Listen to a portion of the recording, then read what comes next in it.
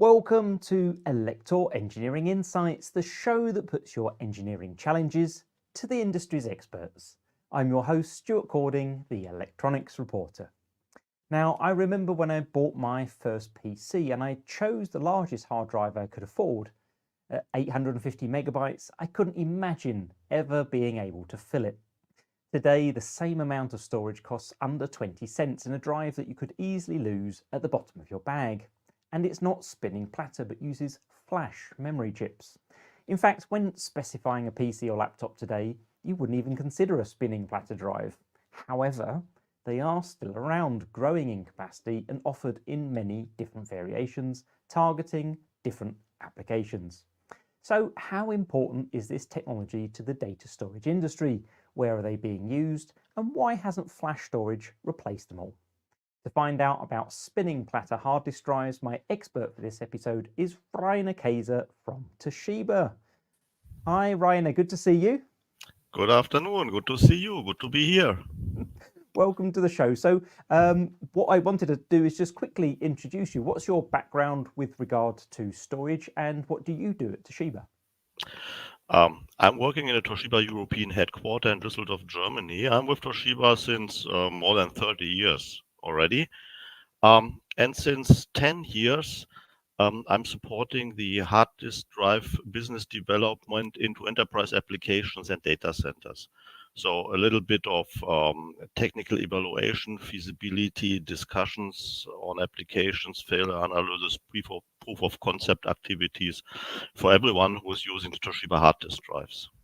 Super. Well, thanks for that quick introduction there. We've got a couple of other points to cover first, and stay in the line. I'll be back to talk to you in more detail shortly.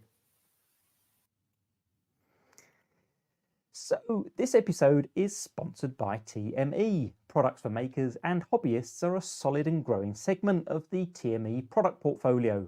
The most popular are Arduino boards, ranging from the iconic Uno Rev 3 through to the MKR and Nano series, and the Portenta boards, which are focused on the needs of professional developers.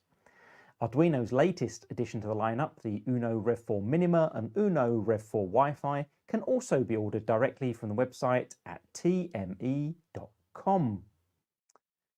Now, hard drives have been around for almost 60 years, having been introduced by IBM in 1956. It's fascinating to take one apart and see the precision with which they are manufactured and discover how information can be stored in such little space. I've got loads of questions for Rainer, and hopefully you've got lots of questions too. Regardless of where you're watching, join in the conversation by posting your questions and comments during the show. Simply use the chat function on YouTube and LinkedIn, or tweet us on Twitter or X using the hashtag ElectorEI, and we'll do our best to get you answers or guide you to resources that might help. So, Rainer, great to have you on the show. We know each other. We've met each other a couple of times. I think we went to the town called Rust or Rust in Germany, where there was a conference on storage. Fascinating to see all the setup there and have everything there. Where I wanted to start was maybe from where even engineers like myself probably come from when it comes to storage. Is we probably have mostly a consumer mindset and query why spinning platter hard drives are still relevant, because I mean, compared to flash, they're not as fast, the latency is not as good, and they take up a lot more space. So where is the trusty HDD still found?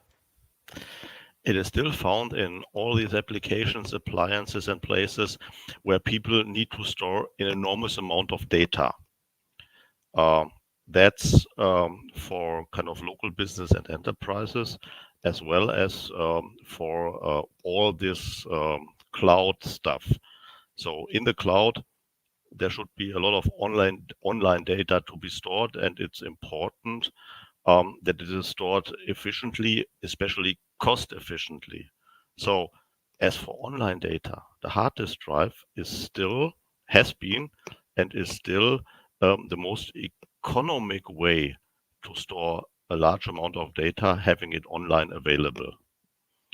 And there are two major reasons for it. One is the cost per capacity. So for the hard disk drive, the cost per capacity is a seventh. It used to be a tenth. Now it's a seventh, and in a few years it may be a fifth of the cost per capacity of flash components.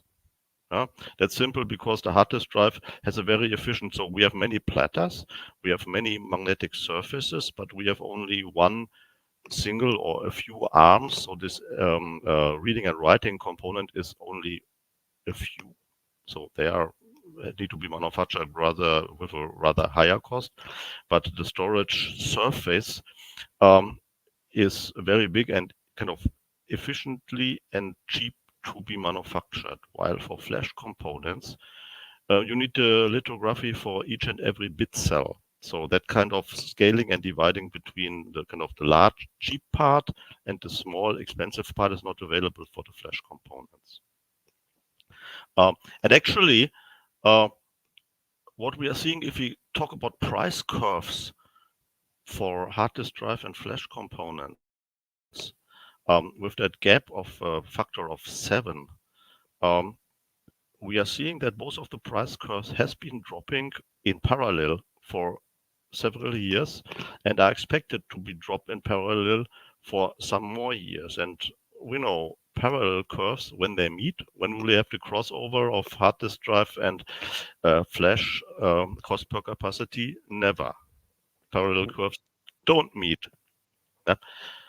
But and this is because of developments for both technologies are continuing. Yeah? So the flash guys are shrinking their lithography or adding more layers, but also we as hard disk drives, we are adding more platter. We are doing many things to increase the capacity and keep the cost at the same level. Yeah, there it goes. But the other thing is, there's one other kind of major reason for the hard disk drives being still around. Yeah. This other thing is we can simply not manufacture enough flash. So of course, kind of flash has lower latencies, flash is more robust, and all these things. And let's say even if there was a miracle happening next year, and all the storage, and the price of the flash would drop to the price of the hard disk drive per capacity, then still, if you look at what was how many storage components, how many hard disk drives, and how many SSDs were manufactured, for example, last year. By the way, can I present, or can you show the picture? The first. Yeah, no problem. That one. Yeah. So here you see on the left side this price curve with the factor of 7 and the parallel curves. I've also mentioned tape there. So tape is even way cheaper than the hard disk drives, but tape is not an online medium. So if we talk about online storage, and the majority of the storage is online with a little bit of archiving that goes on tape, but for online stuff, we are talking about hard disk drives and SSDs. And if you look at the manufacturing capacity, kind of what we as industry have manufactured, sold, and you guys have been installed and filled with data, we can see that we have about 1 zettabyte, so 1,000 exabytes or 1,000,000 terabytes of capacity in hard disk drives shipped, installed, and filled in the last year. On SSD in enterprise environments, yeah, it's just 175 exabyte, 170,000 terabyte. So in terms of enterprise capacity in the enterprise and cloud environment, 85% of all data is still stored on HDD. And if you even include all client stuff, it's still 76% on HDD. So let's say here we can also see a factor of 7 of capacity. Exactly, yeah. So that also means that in business size, HDD and SSD is more or less the same. HDD is more on the capacity side for lower price. SSD is more on the performance side on higher price. Yeah. And if we would have to replace this 85% capacity that goes on hard disk drives with SSDs, we would have to add additional production capacity at a scale of X7. So we have to more or less 7 or 10 times the production capacity if we want to save it all just on SSDs, like it's done in the kind of consumer and mobile field. Exactly. And adding this manufacturing capacity would cost billions and billions of money that is not available. Yeah, we have once calculated that if we want to double the current capacity, we would have to have 1,000 billion. That's a trillion in English. $1,000 billion of investment. Well, actually, there's an attempt to double it ongoing. Yeah, so there's a lot of investment, but that would replace only what we had in 2022. It will take a few years to have it online. Yeah, to have it. So we are talking about 3-4 years, and then this 1,000 exabyte or 1,200 exabyte of data is not enough. It need to be 4, 5, 6,000. So it's 4,000 billion or even more. That's the GDP of a big country. So no way for the next years to manufacture enough flash capacity. Now, one of the points that comes out of this slide, maybe you could explain a bit more some of the terminology around the storage industry. How would you define the difference between enterprise storage and client storage? The client storage is the local storage in some end application. Let it be a desktop, laptop computer, or a set-top box, or a video surveillance recorder that's in homes and offices and smaller factories. Yeah? Enterprise is everything which is related to the business. So business server in 24/7 operations with high availability requirements. And from that style of business, also the whole cloud is built with enterprise equipment. Yeah. Super. So it's a great overview of the market as it is today. And you touched also on how hard disk drives and spinning platter technology has adapted to the needs of the market. Obviously, when if you look on Wikipedia, for example, what's a hard disk drive, you see some of the early ones, and there's 10, 15 platters and just as many heads. But over the years, we've changed the number of platters and the number of heads. I think the magnetic write read technology has also changed as well.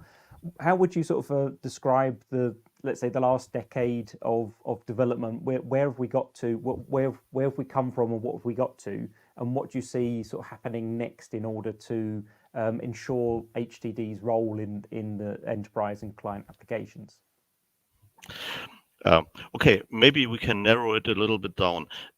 So the high capacity hard disk drives are the 3.5-inch hard disk drives that are used in servers, enterprises, and cloud environments today. So the 3.5-inch is like the size of a sandwich box. There have been many smaller miniaturized hard disk drives about 20 years ago. Yeah, so the first mobile equipment, the first MP3 players, even the first smartphones had hard disk drives inside, sizes of a thumbnail of a hard disk drive. But that has been replaced by flash due to the kind of mechanical features, due to the noise, due to the robustness, and the scaling of that.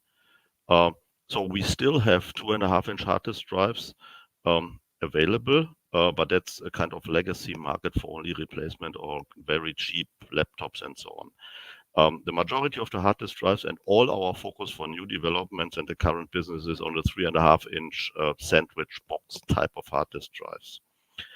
And about 10 years ago, we had a technology where we can manufacture 1 terabyte, a 2 terabyte, and a 4 terabyte in the sandwich box. It was there were kind of incremental developments, adding 3-platter, 4-platter, 5-platter, up to 7-platter, that brought this technology about, let's say, 8 years ago to a level of 10 terabyte in the sandwich box. At 10 terabyte and 7-platter in the sandwich box, we're a little bit kind of stopped by the physics. We added higher recording density, but basically to go beyond 10 terabyte, we would have to add more platter. Definitely more than the 7-platter we had at that time. More platter would have meant thinner platter because we cannot leave the form factor of the 3.5 inch 27 millimeter height. Thinner platter would have been flattering around, mechanically unstable. So about 8 years ago, the industry invented the platter not spinning in air, which has been the case for the previous 50 years, but spinning in helium gas. Well, the idea was born a long time ago because air is a very inefficient gas because of it's a mixture of gas and there's a lot of turbulences. But about 8 years ago, we finally managed, or the industry managed, to seal the helium in the hard disk drive that it cannot leak out and operate the whole hard disk drive in helium. That reduces the turbulences. Helium is a very light gas. It's even lighter than oxygen, than hydrogen, because the helium is atoms and the hydrogen would be even molecules. So helium is ideal for that purpose. So we are spinning the platter in helium, less turbulences, less flattering around, so we can make the platters much thinner, and about 8 years ago, we managed to increase it to 9-platter. This 9-platter was a big leap. It brought us the technologies for 12 and 14 terabyte. Then we did a little bit on our 9-platter design with optimizing read heads and write heads. So we had 16 terabyte. Then we were again at a point where we cannot go any much further because of we need some magnetic energy and we cannot miniaturize the write heads any further. So we added a small microwave element on the write head to put additional energy, not magnetic energy, but microwave energy, which brought us to the 18 terabyte. And recently we added a 10th platter that brought us to the current 20 terabyte. Yeah, some more modifications or improvements on this microwave elements have brought us to the recent launch of the 22 terabyte, and more technologies are coming around. Actually, the 20 terabyte is already a 10 platter. So we have a 10 platter in production, and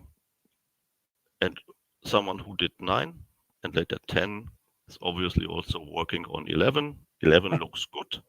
So it's already in a product roadmap. And I guess someone who can do 11 can also do 12, whatever. And that still stays in the same height in terms of form factor? Yes. The IT industry, or the enterprise IT or cloud IT industry, is very fragmented. There are many players, chassis makers, server makers, and a lot of people are around there, and everything needs to be fit together. And the industry is also quite conservative. So new form factors, brand new things, are never really quickly adapted. And in such a fragmented infrastructure, it needs to be all compatible. There were ideas of going to kind of larger, let's say more or less like a small pizza box of hard disk drive.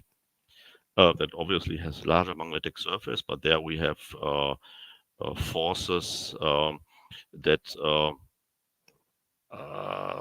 too much of mechanical frictions and so on, that would be violating the kind of target of the most dense recording. And also people were discussing about thicker hard disk drives with more platters. But here also, the infrastructure is not there and will probably be not adapted right away. So this was again terminated, and we stay with that form factor. Besides this, a larger form factor with double the capacity still also needs double the space. Exactly. Yeah. And there's not much one if we talk about the hyperscale data centers with exabytes and exabytes of storage. If they do it with 1,000,000 of 3.5-inch components or 500,000 of double size, it needs the same size in the data center. Exactly. Yeah. Yeah. So it's quite interesting because as you describe it, and as we look at products like hard disk drives, from a business perspective, it's quite restrictive, isn't it? You can't innovate in the form factor really. You can't innovate in the interface because that's standardized. So obviously number of platters, capacity, that's an area that allows you to make differences, but what else can you do or adjust in order to differentiate and provide different products for different use cases? Now, frankly speaking, there's not too much to differentiate. Besides this, also differentiation, as I said earlier, so if everything is done nowadays, differentiation, it's also sometimes not even desired at all. People want to have commodity components from the 3 remaining suppliers to replace one by the other. And the major optimization and development criteria is, again, cost per capacity. So we are adding more capacity and keep the cost the same. This is all hard disk drive development about, and this is the number 0, 1, and 2 optimization criteria and development target. Nevertheless, within this development, what we can do is with the higher recording density and spinning with the same revolutions per minute, we will have more bits per second, so we can increase a little bit of the speed. So hard disk drive some years ago were at 200 megabyte per second. Now they are at 300 megabyte per second, but that's just a side effect of the higher recording density. And we cannot compete with that to SSDs at all, because even this cheapest SSDs are at 500-600 megabyte per second, and NVMEs are going to several gigabyte per second. We can also make HDDs a little bit more, should I say, agile. If we have not only one arm but 2 arms writing and reading at the same time, but also there, it's not a real breakthrough. It's more on the business side, yeah. So, the hard disk drive with their massive scale of deployment, due to the audience around creating more and more data which need to be stored in the cloud, it is a constant flow of material. So it's more on the material side, it's more on the flexibility of supply, it's more on how to support customers and end users for a smooth installation, also for evaluating the best configurations and help them to do and to develop systems that are using the hard disk drives in the best way. Yeah. So, but I mean, when you go to the Toshiba website and also competitor websites as well, you do see that there's sort of different product ranges there. You've got drives which are clearly for desktops, ones that are for NAS, some for surveillance, some for enterprise. So how do those devices actually differ from one another? Mainly in terms of quality and price, obviously. Yeah? If they would only differ in quality but have the same price, everyone would take the highest one. If you can show the second slide, please, then I can elaborate a little bit about Yeah. that one.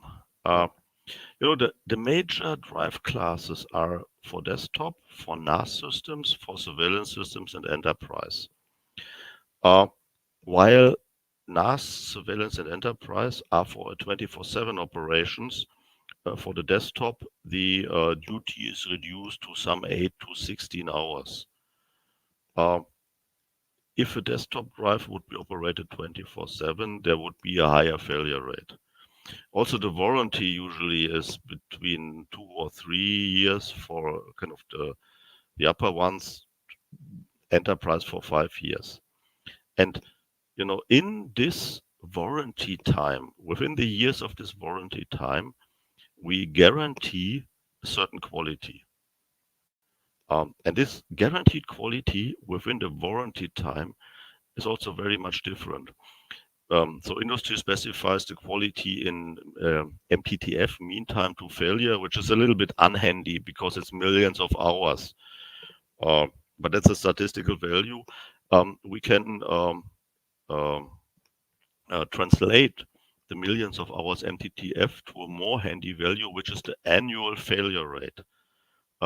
So the rate that drives fails, and you can say that if you have 1,000 drives operating, and these are desktop drives, then you have about 1.4% failing, so 14 failing every year within the 2 or 3 years of warranty.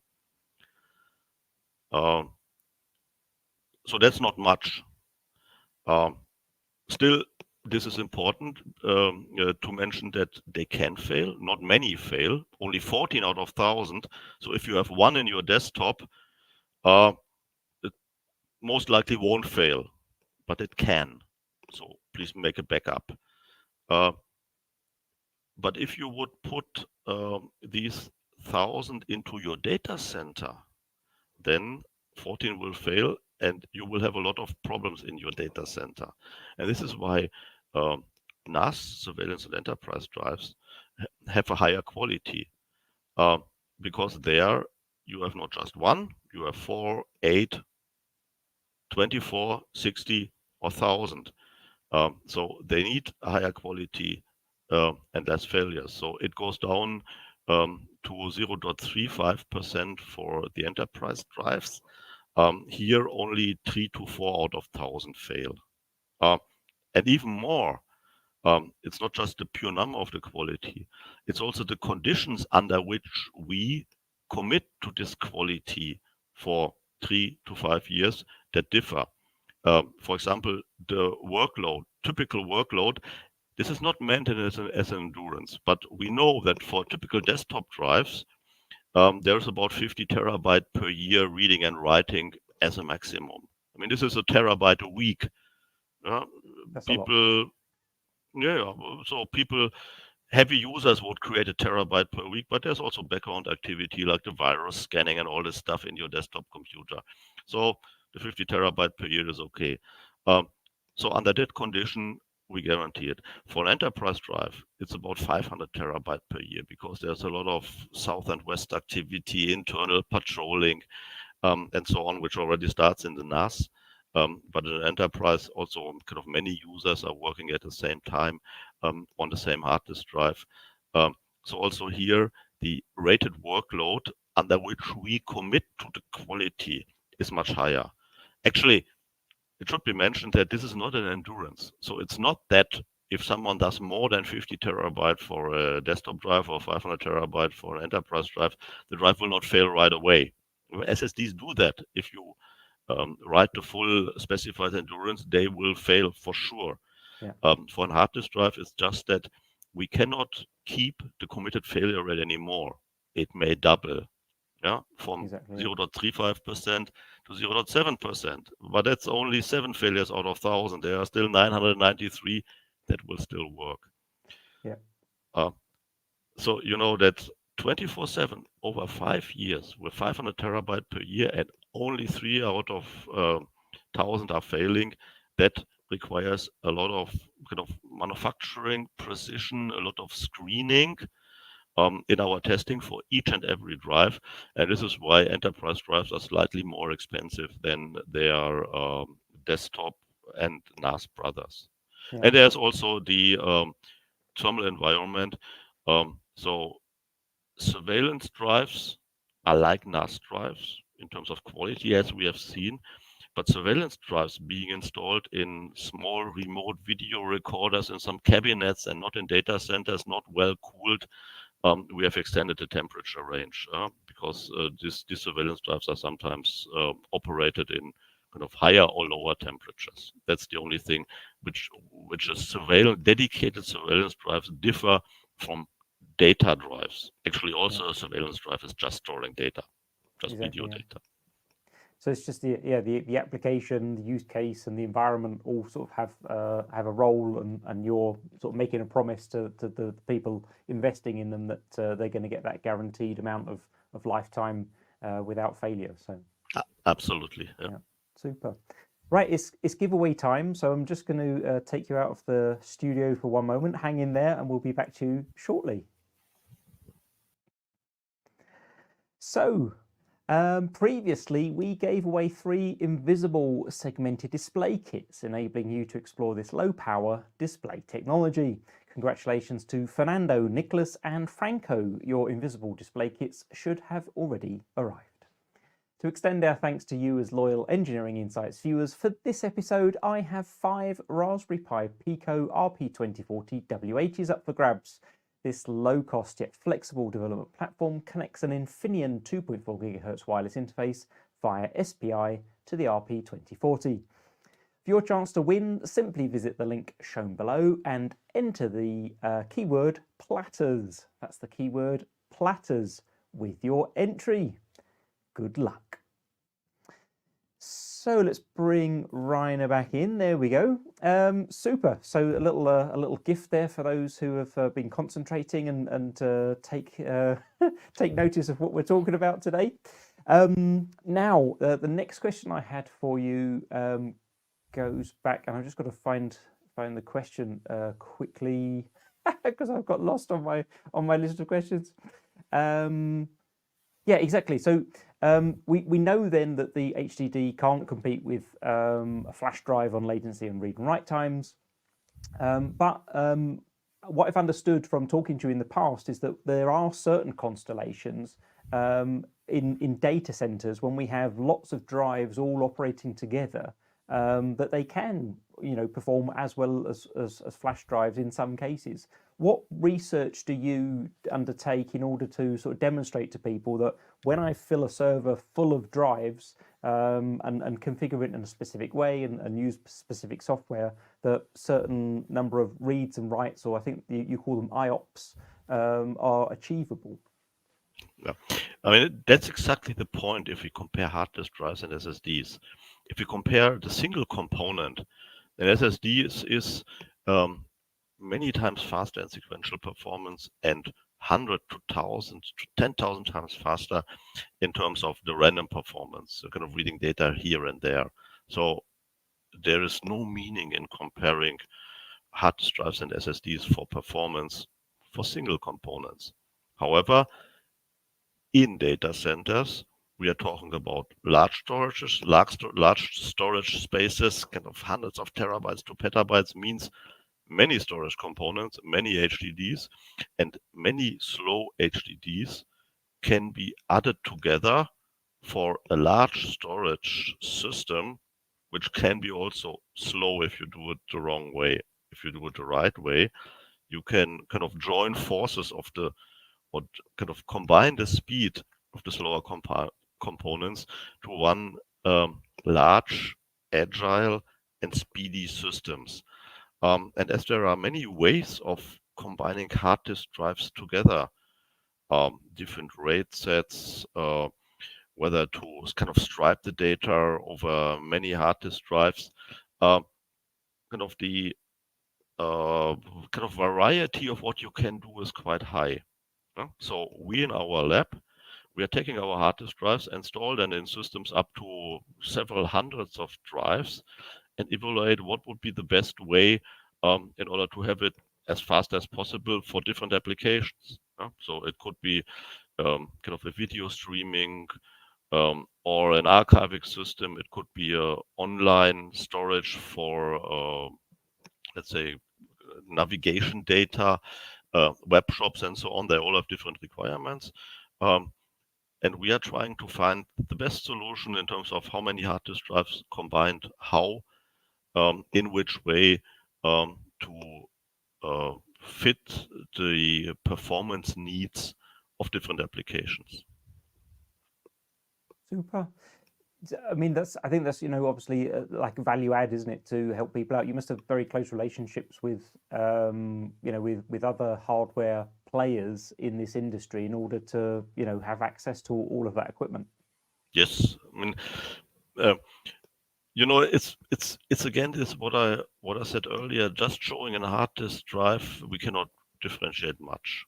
Yeah, we need to show, evaluate, and add value by evaluating and running our hard disk drives in the larger systems together with all value chain players. So not only the chassis or server makers, but also the RAID controller makers, the software makers for the software-defined storage. And even to demonstrate it, we have to align and alias with the network card and switch manufacturer. Yeah, so in our lab, we have built basically a small data center. Wow. And as we're doing this with those value chain partners, they also see the value in this activity. So if we evaluate our hard disk drives in certain boxes or with certain software, these guys are very happy about it. And usually what we do is we do a common white paper in order to answer certain customers' questions. But also we are taking that to exhibitions and shows, presenting it in webcasts, having kind of white paper and case studies on our website to help the community to operate the hard disk drives in the best way. Again, it's not the single hard disk drive, that's easy, you just plug it in. Yeah, but if you have 60 hard disk drives, you can do many things. You can do many things wrong, and we want kind of our partners, our customers, and end users to do the things just right in order to enjoy. Now you travel the world, and in fulfilling that objective of supporting customers to make the right choices and the most optimal choices. And I think even in the engineering community, we feel quite like we understand technology a lot, but we hear the term cloud, but I doubt many of us have ever been to see a data center. What's it like walking into a data center? How is it maintained, for example, when it comes to replacing failed drives? And obviously, a physical security must also be something that people have to take care of. A wise guy once said, the cloud is just another one's computer. So in a cloud data center, there are computers as we have them at home. Yeah, it's a different form factor. They should fit in racks and not on desktops.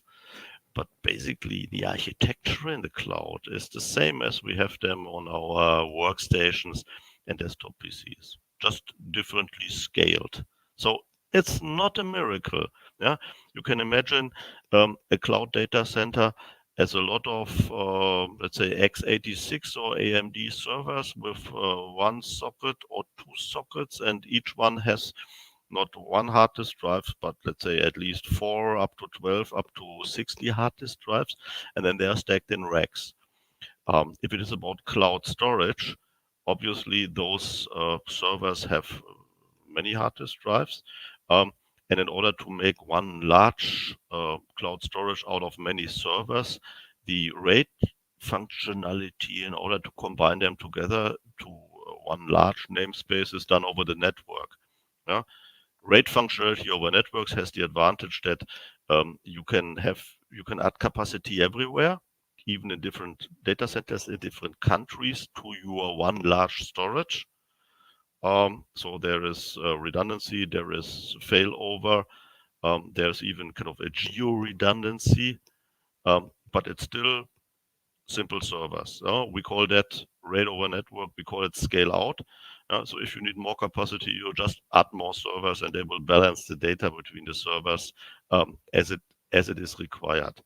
Yeah. Kind of whether hard disk drives are failing hard disk drives are replaced is also different. Traditionally, they have been replaced. So there was a notification. There was the red lamp. Someone was running with a replacement hard disk drive to pull that one with the red lamp and replace it. And then the data was rebuilt. Guys who are at the forefront of storing enormous amount of data don't even do that anymore. And if you have so many hard disk drives, if you have thousands and hundred thousands of servers and each one has 12 or 24 hard disk drives, If one fails, just leave it there. Yeah, if a second one fails, doesn't matter. If a third one fails, even that doesn't matter. Yeah, if half of them fail, you will then replace it. The data is anyway stored redundant on many others. If a server fails, you don't replace it. If a rack fails, you don't replace it. If a whole data center is offline, you would have to do something. Yeah. So, you know, if you think about kind of traditional electronics, traditional equipment, your stuff at your desktop, your stuff in your office, if something fails, it's bad and you have to do something. Yeah, it's like some people say it's like pet. Yeah, if your pet is sick, yeah, you are sad and you go to the doctor and you do something. Cloud IT is the same animals, but more like cattle. Yeah, if you have 200 cows in your herd, like cattling, if one is sick, well, you still have 199. It doesn't matter too much. Yeah. In that scale, there is no need and there's no motivation to do that extreme care that you do for pets. So Yeah. traditional IT equipment is like pets, cloud is like cattle. Wow. That's fascinating because I mean you don't really get a feeling. Obviously, you just know we know how it's architected. We know the quantity of hard drives that must be there. We can all do the math. But yeah, just to understand their approach to it is quite fascinating. Now, some of our viewers may have a NAS at home or maybe use one for sort of their small business. What's the best approach to replacing the drives on a NAS in that context? Is it best to sort of just wait until one fails, or have a regiment where you say, right, we're gonna replace the drive every 3 years according to your recommendations? Well, if the data is protected, if it is not, a NAS could have one drive, or a NAS could be also configured in a RAID 0 just to combine the capacity. Then the data is not protected, but that is not recommended at all. Yeah, so your data need to be protected by RAID, and then kind of potentially you can wait until the drive fails. If you are running this approach, kind of please make sure that you notice when the drive fails. So if the drive is kind of close to what you see on your desk, then watch the red light. I personally would say putting the NAS on your desk is not a good idea, because if the thief comes and takes your workstation or your laptop, he will also take the NAS. So better have the NAS in the cellar and some remote environment. Then you don't see the red light. So set a notification, set an email notification, or at least log on to the NAS GUI from time to time to see when the drive fails. Yeah. The other one I would say, you don't need routine replacements every few years, but if the drives in your NAS system are 5 years old, that's about 40,000 operating hours, and you can see the operating hours in the smart values of your NAS, then you should consider to replace them. Yeah, maybe 50,000 hours are still okay, but our warranty period is 3 to 5 years, so 6 years is a lot. Also, kind of by that time, you will have capacity of at least 2 or 4 times for the same price that you bought your 4 terabytes or 2 terabytes 5 years ago. So you probably want to go anyway for the higher capacity. So throw out one of your old, let's say 3 terabytes, put in a modern 18 terabyte, make a rebuild, see if everything's working. You are still running on 3 terabyte. If it is a mirror or if it is a parity RAID, then change the other ones, the other one or the other ones. And finally, if all your data is there, expand the RAID to the maximum size. And you have not only new hard disk drives, but 4 or 5 times the storage capacity, which kind of your applications or your family is anyway hungry for. Exactly, yeah. Now I've actually got a mirrored setup because I've got one of those Synology NAS systems where there's room for just 2 drives, and just it seems to meet my needs quite Yeah, well. that's At what point and under what conditions do you start to need to consider moving from one type of one RAID setup to another in data center configurations? well, this 2 drives mirrored is more than enough for any home and a lot of business applications. Yeah, because 2 drives mirrored is a read speed of 2 times the single hard disk drive. The single hard disk drive is about 250 megabyte per second, so you can read with 500 megabyte per second and write with 250 megabyte per second. I guess your interface of the NAS is a gigabit Ethernet. A gigabit Ethernet gives you 100 megabyte per second anyway. Yeah. So for most of the NASs out there, there's no performance tuning required. Hard disk drive is fast enough, much more than your interface. There's also not a single reason to equip your NAS with SSDs because they are faster. Yeah, they are faster, yes. Yeah, but your interface speed is a gigabit Ethernet, 100 megabyte per system per second. So going to a 4-bay NAS or an 8-bay NAS would only make sense if you also increase the interface speed with putting an add-in card for a 10 gigabit Ethernet or 25 gigabit Ethernet. But then you would also need the infrastructure for that. You would have a 10 gigabit switch. Your Fritzbox wouldn't support that because it has only a 1 gigabit switch. Exactly. So only in case you are on the video side, the video editing side, or you have a kind of medium-sized company and you have a 10 gigabit network or 25 or 40 gigabit network, then it makes sense to go to 4 or 8 bays.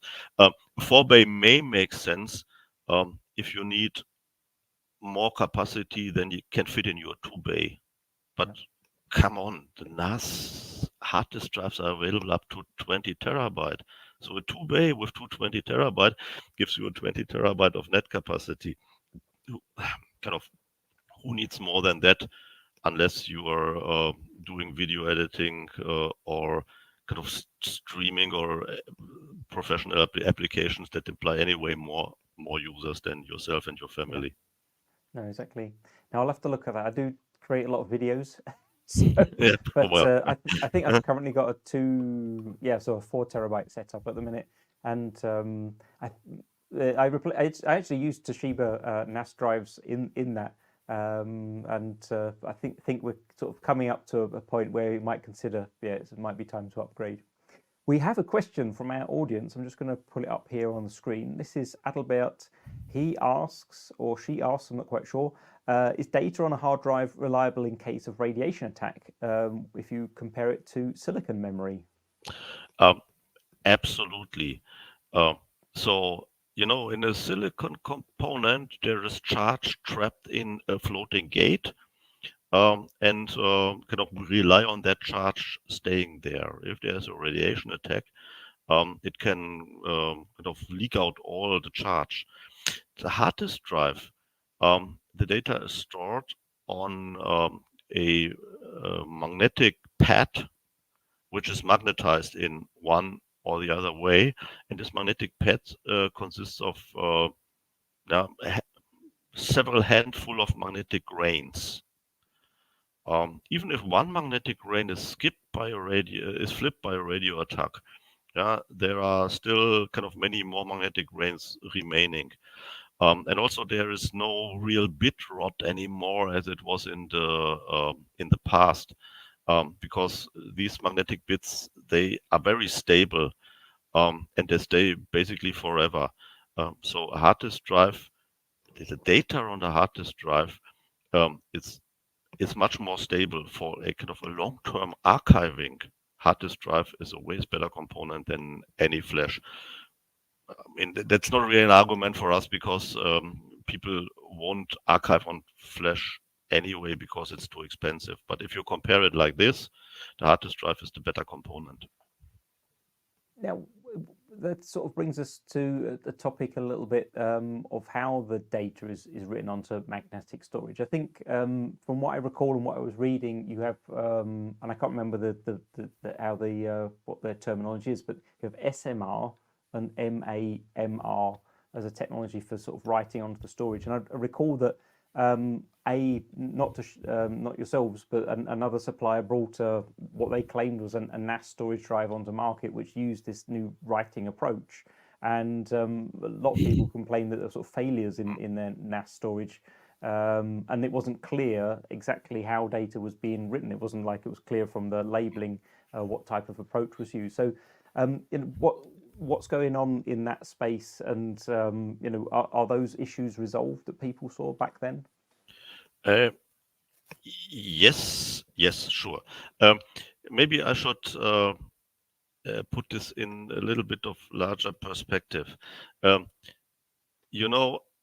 problem with putting more data on the same kind of mechanical platter or in the same hard disk drive is the size of the write head. We need to have to a certain size of the write head. The read head is no problem. The read head is a small Hall sensor, which can be done with a silicon lithography, can be miniaturized as much as we can.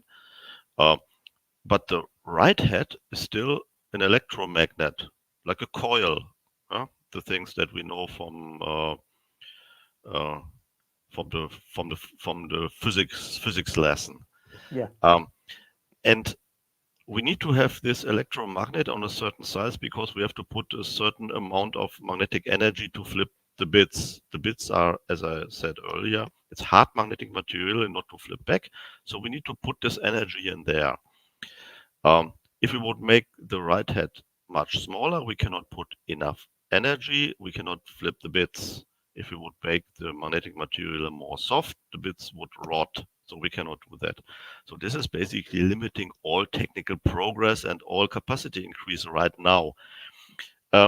Okay, one thing is we can put additional energy, kind of right in the same way as we did, just put additional non-magnetic energy with this microwave oven or with a laser diode. So there are many ways of putting additional energy, and that would also kind of allow us to make the write head smaller, putting more data. So this is done in the enterprise field, and this is done for the top class HDDs.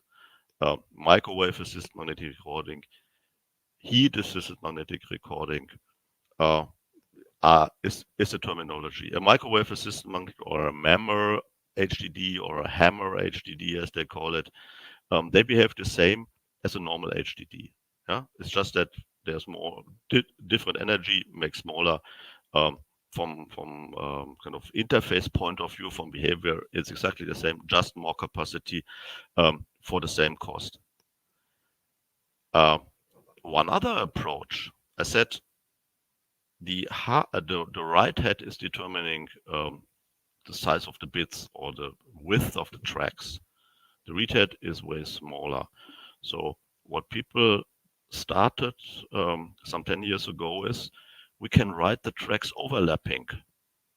The write head is this white component, so we can write the tracks overlapping, leaving just an open space for the small read head.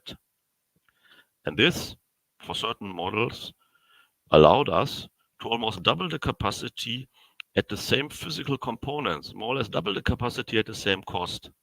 And if it is all cost, as this business is all cost driven, number one criteria is cost per capacity. That was an interesting approach for people to follow, to have more capacity for cheaper price or same price. And all works well as long as you write in a sequence. So you start writing, then you overwrite a part of your track, but leave still something open to be read. This also works well if you read, because you can read everywhere. All data is there. The only problem comes if you want to write randomly somewhere in the middle. You cannot do that. It's like shingles on the roof. This is, the shingles on the roof. Yeah. This is why I call shingle magnetic recording, or SMR. If you want to replace a you can see all your shingles on the roof. You can count them. It's the reading process. Yeah. You can also load your roof with shingles in one sequential run. If you have to replace one and that's in the middle, you may have to unload your whole roof at least to a certain point. Exactly. And that's the problem with the sequential, with the random writing. With the random writing, you would have to kind of unload some part of the data, modify your shingle, and then put it back. And this can be managed, yeah, either within the drive or by the host, but people or systems need to be aware of that technology. Right. And the basic fail at that time was that people were not really aware, people were not really prepared. Um, by itself, it's a very appropriate technology if it's managed right, and the industry have learned it. Today's desktop hard disk drives or USB connected 2.5-inch hard disk drives are all shingled magnetic recording. No one noticed. A good shingled magnetic recording with appropriate buffering, with appropriate management, is even can be and is even today faster than a normal magnetic recording, and it has almost double the capacity on the same mechanics. Yeah. Super. Well, it's good to get an explanation and a proper understanding of that, and yeah, the impact, as you say, that it can have on the recording process. One question that I think you might be able to answer for me, I've always obviously as an engineer you dig into everything, and you open up on Windows or Linux, and you can look at the smart data for a hard disk drive. And what surprises me is that there's a list of information there with some numbers, and it's never really clear which numbers are good, which numbers are bad. It says 97 and it's dropped by 3, and you get a warning saying, "Oh, there's a problem with this drive." So, what does that mean? Is it losing 3 from 100 bad? I mean, where do you go, or do you have any good tools that you use for analyzing smart data that sort of really sort of explain properly what it's all about? Not really. Yeah, this is the smart values are standardized for hard disk drives. Yeah. They are all the same. There are different tools to analyze the smart values, and it's basically up to your system. Yeah, if you have a RAID controller, use the RAID controller system. If you have a NAS, you use the NAS to analyze the data. And pre-fail warnings are issued anyway. Yeah, the system will tell you if there was a pre-fail warning. With the helium drives and with the microwave-assisted drives, we have introduced more smart values, which are not yet standardized in the industry. So what we are doing, we are working with everyone who is reading and analyzing smart values, and for example, also third-party tools. Well, for a generic smart reading and analyzing, I would recommend the smart mon tools. So smart CTL, smart mon tools. This is kind of de facto standard. But we are discussing with the guys supporting or maintaining the smart mon tools, but with everyone else in the industry, that if we think we should introduce a new smart value, which gives an indication of the health of the drive, that they incorporate this in their warning system. So for example, with the helium drives, we have introduced a helium filling sensor because we were afraid that helium may leak out. If it leaks out quickly because of a crack in the aluminum casing, we would notice this in our testing.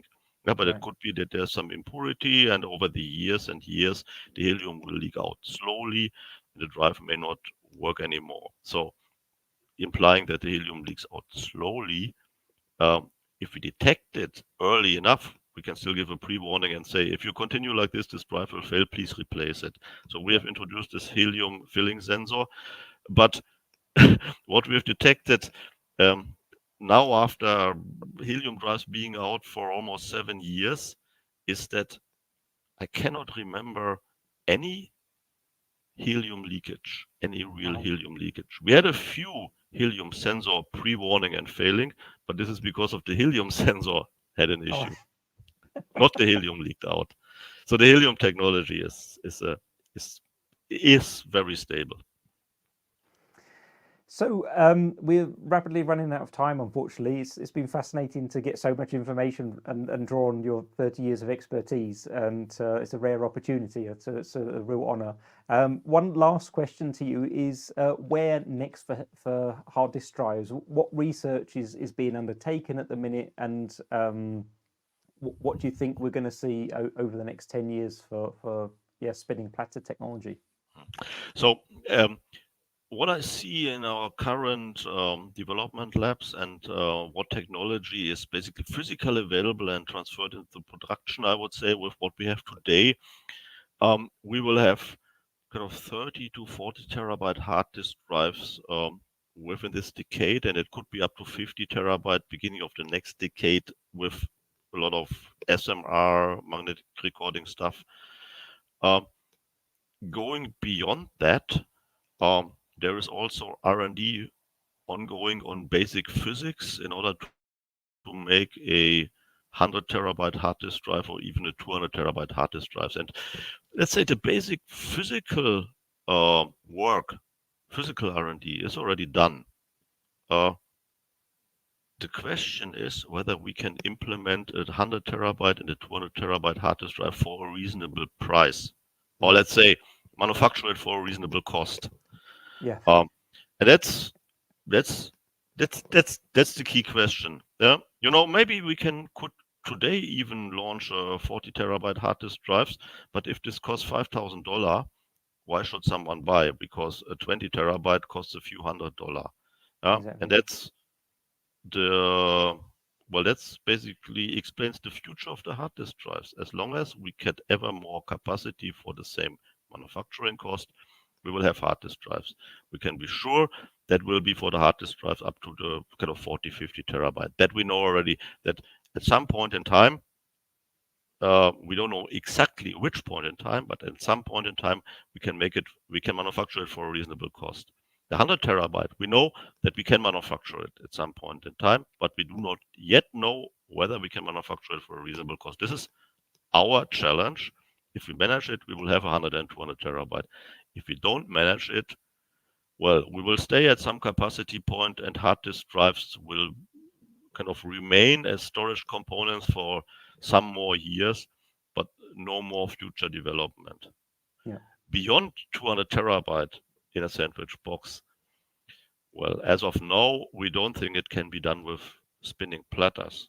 But 40 years ago, we had 20 megabyte, and 15 years ago, you had your 550 megabyte. You didn't even think about 20 terabyte. Yeah. Exactly, Today, yeah. we are thinking about 200 terabyte and beyond. Fascinating. Well, thank you ever so much for your time. I really appreciate you joining us on the show today and sharing all that with us. And we look forward to seeing what comes next in the lineup and whether it's really going to happen. Okay, we'll tell you. It will come soon. We'll have you back on the show in at least in 5 years' time just to find out. Absolutely. Looking forward to that. Super. Thanks very much. My pleasure. Thank you, Stuart.